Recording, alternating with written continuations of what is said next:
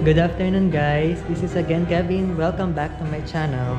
So if you haven't subscribed yet, so please hit subscribe, like and share and comment down below.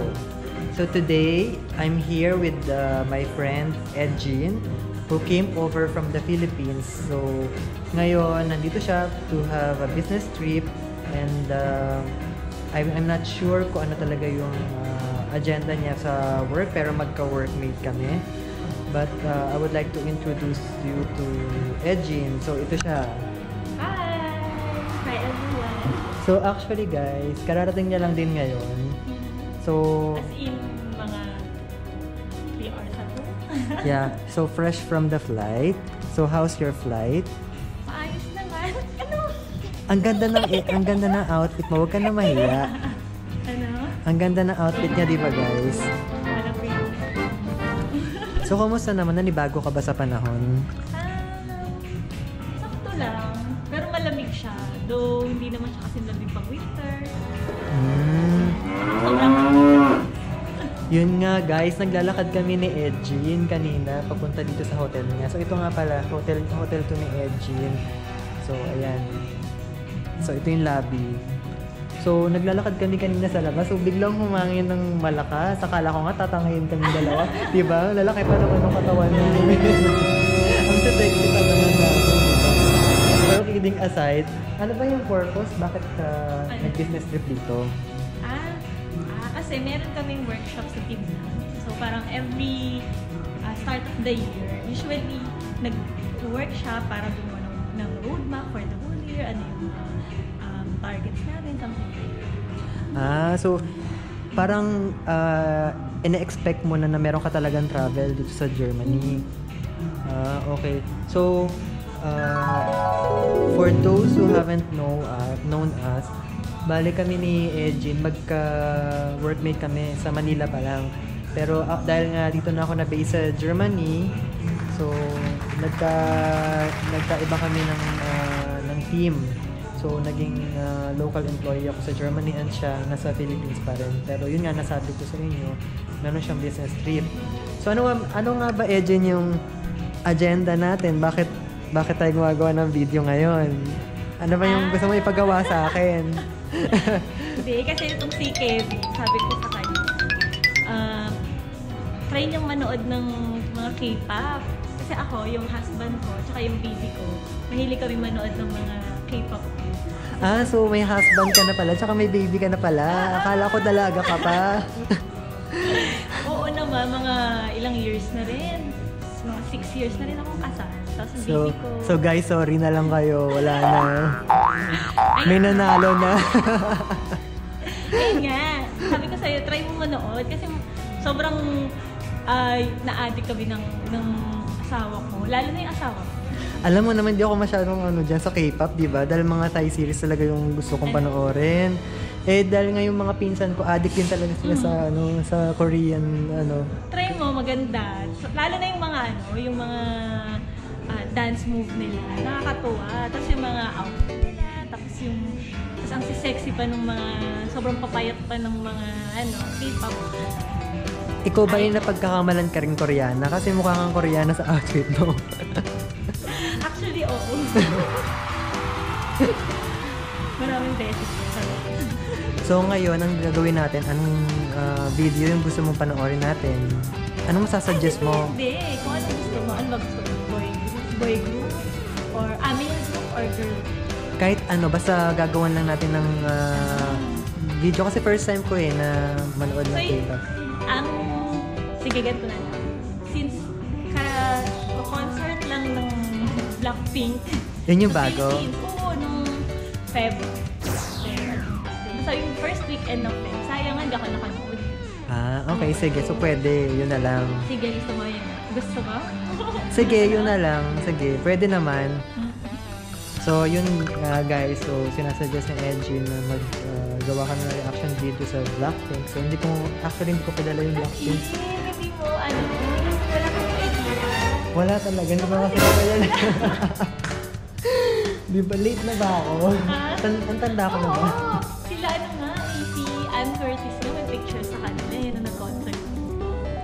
Eh, Sila Jisoo, tsaka si... Kahit sabihin mo yung mga pangalan nila, hindi ko sila kilala. Mga artista sa Manila. Ayun. Sige. So, gawa natin siya. Sige. Okay, guys. Gawin natin. At papanood ko sa'yo, yung Dududu. Yun yung pinaka-latest song nila. Okay, so guys, manonood kami ng reaction. Gagawa pala kami ng reaction video daw ng Blackpink. So, tune in guys. Bye!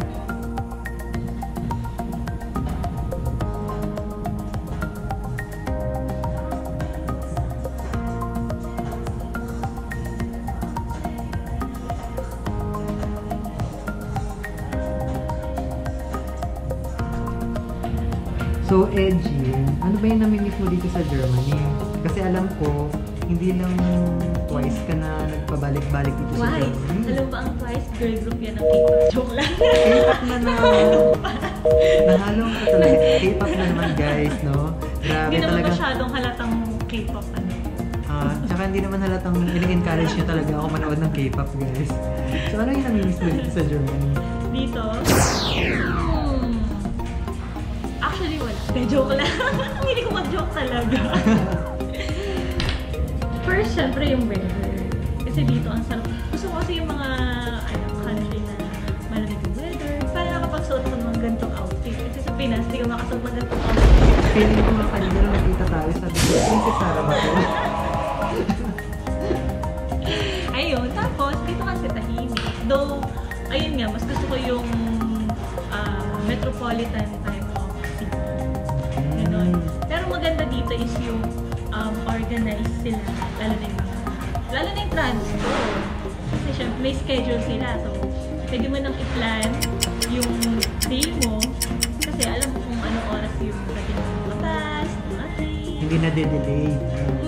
Ay, medyo na-delay. Medyo na-delay. May mga times na na-delay, pero on track pa rin. In minutes lang naman ako kung na-delay. Unlike sa Philippines na talaga. Sa Philippines kasi hindi mo alam kung anong oras talaga yung dating eh. Hindi mo alam kung, ay magkatipid pala ko ng 1 hour.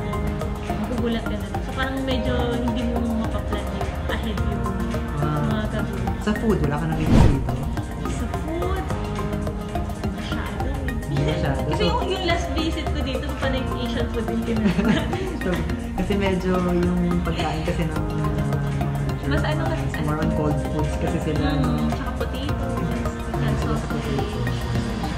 So actually, mabibili mo rin naman sa Pilipinas yung mga sausages. Actually, mas fan ako ng mga Asian food, like Japanese food,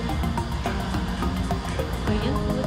Sa Korean food, mas gusto ko yung mga Korean barbecues, mga samgyeopsal. Tapos ano pa ba? So, kararating- Chinese food! Kararating niya lang guys, gusto na yata niya bumalik ng Pilipinas. Hindi Siyempre kasi nandun yung family ko. Pero kung nandito naman sila, siyempre mag-enjoy ako. Okay. Sige. Ayan guys, tingnan natin kung ano magiging reaction ni Kevin sa Dudududu ng Blackpink. Bakit naman dudu-dudu ang tawag? Bakit nga ba? Hindi ko natanong sa husband ko, tatanong ko ngayon. So ito na.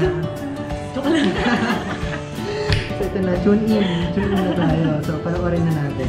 Okay. Ayan na, type ako.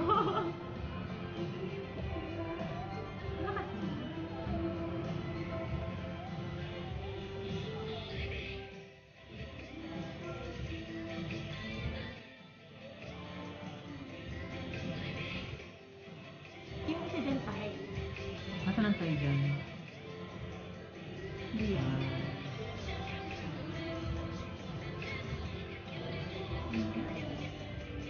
Hindi rin naman maintindihan. Eh, syempre. Naka-Korean din. Yan, yun yung side. Side. Maganda. Tapos yung tatlo. Maganda siya.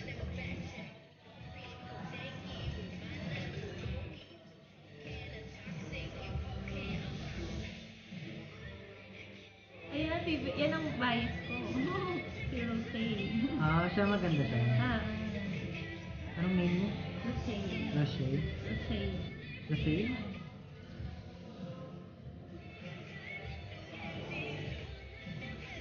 siya yung parang tawag doon, visual. Maganda lang. Pinakamaganda sa kanila. Maganda lang yung pagkakagawa ng ano nila, MTV nila. Maganda ng ano, background. Sila yung parang ano diba after ma-disband ng 21, parang sila yung pinalit. Sila yung pinalit. So, bago-bago pa lang yun sila. Hindi naman, siguro mga 3 years. Hindi matagal.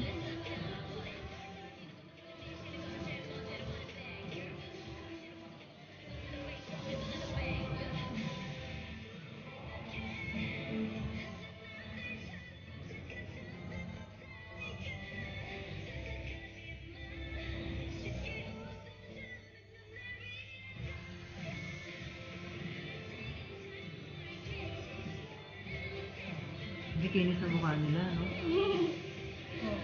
Alam mo naman, Korean. Maganda yung sayaw. Napunta na silang Philippines? Yun yung last silang concert nila. Nakaano sila world tour.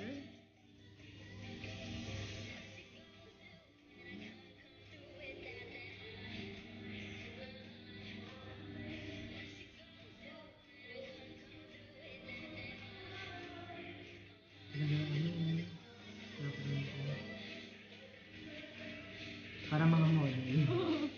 Parang papayat nila.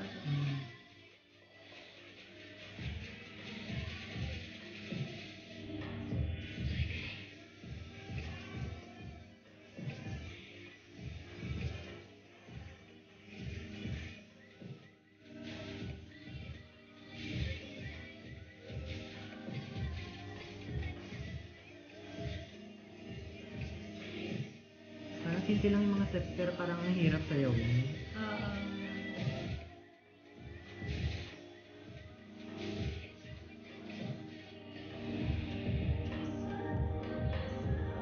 Anong sasabi mo? Yun guys. Maraming effects. Parang wala pa yata akong nakikita mga MTV na gano'n. Mga gano'n? Ano mga usual na pinapanood? MTV? Hindi ako masyado din. Pero kung manood man ako ng MTV, more on English. English. So, yun guys. So, yun yung nag-reaction namin. Baka ma-overwhelm na nila. Gusto pa niya talaga isa pa naman, di ba? Talagang yung favorite ng baby ko, boy band naman. Ay, boy group naman. Okay. Siguro next video natin. Next reaction video natin. Yun naman. Pero for now, so yun. Thank you for tuning in guys. Up until the next video. Salamat Edgin. Welcome. Bye. Bye. A few moments later. So ito guys, tapos na kami mag-shoot. So makikita nyo yung video reaction namin. So maglalakad kami papunta sa Asian restaurant kasi gusto ni Edgin kumain. When diba, napaka-ironic. Nasa Germany tayo pero Asian yung kakainin. Kaya nga, when in Germany pero Asian restaurant ang gustong kainan. Ang ganda nito guys, oh. Kasi naman sarado yung mga kainan. Diba? Diba? Or may mga bukas na madami. Pero usually tinan nyo, close ang mga... Pag Sunday kasi dito guys, close ang mga groceries, ang mga restaurant, ang mall, every Sunday yon. Family day kasi ang Sunday dito. So parang sacred sa kanila na dapat yung mga family ay nasa bahay, nag-spend ng time sa family. So unlike sa Philippines, open lahat kasi mas malaki ang kita pag weekend dahil maraming tao na pupunta sa mall. Parang kami, yung family ko, lagi kami nasa mall every weekend. Mayaman. Ay, hindi, ano lang, malling lang. Window shopping. Maraming pang shopping. Window lang. Meron ka bang preference na kainan? Kainin pala? Ano yun? O wala? Wala lang. Ikaw, paano mo mga kinakainan mo dito? Usually yun nga, sa Asian restaurant kasi medyo hindi ako fan ng cold foods eh. Pero nung kinain. Ang lamig na nga dito, cold foods pa tayo. Hindi ko great kasi ang laki ng Gusto mo mag-Beko Grill tayo? Pizza na lang tayo. Pwede rin. Para Ay, hindi... yung Nico Grill. Nakita ko yung Nico. Sarap na. Nikos. Ayoko doon, medyo malansin yung chicken. Yung Nikos Grill kasi Greek siya. So yan, magta-try kami mag-pizza. So para maiba naman. Beko Grill. May Beko shawarma Grill. ba? May mga parang may shawarma. Meron mga shawarma, meron mga french fries. Uy, may playground ko noon. Alala ko sa ibig. Kasi last year, kasama ko yung husband ko, tsaka yung baby ko. Pumunta ko dito last. Tapos, gano'n, nagka-play din yung baby ko. So, wala di ba kita? Kasi bawal silang videohan. Okay. Kaya guys, hindi ko sinashot doon sa playground kasi may mga bata naglalaro. Dahil dito nga, gaya ng nasabi ko sa nauna kong video, sensitive sila dito. So, ayaw nila na binibidyohan, pinipicturean sila. So, unlike sa atin, di ba? Groupie, selfie tayo. Di ba? Dito hindi, iba dito. So, yun. So, gano'n. Yung ang ganda, nung summer yata kayo nagpunta nun or spring? Spring. Maganda kasi yung klima kapag spring.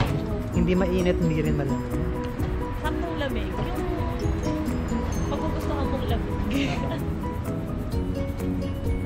Tatanong ko na ba? Diba? Spring. Hindi naman ginaw na ginaw ka ngayon. Kasi nanibago ka sa panahon dahil mainit sa Pilipinas. Ito tayo maglakad. Kapag kasi baka masagasaan tayo ng tren. Imbis na makapag-attend ka pa ng workshop, baka ibang workshop yung ma-attendan natin. Sa hospital tayo pulutin ito. Diba? Pero natin siguro tayo na open naman siya. Ah, Pero, yung mga shoes sarap. Ay, loko. alin? Brand. Ayun. Oh, brand siya. Like, may loto dito. Ayoko itapat kasi may mga dumadaan. Baka mapagalitan tayo. Baka ma-witness mo kung paano sila maging monster. Sige, wag na. Ayoko sa weakness.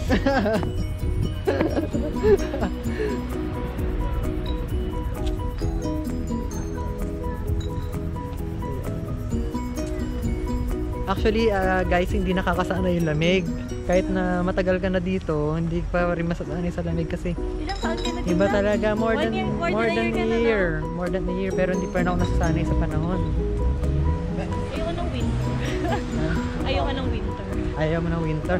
Actually, maganda yung 4 seasons, yung na-experience mo lahat. May experience, okay sa akin, okay na yung ma-experience ko, pero ayoko nung araw-araw gano'n. Hindi pa araw-araw winter. So yun, tatawid muna kami guys. So, yan. Pero nung mas Yan siya. kami dati winter. Para naman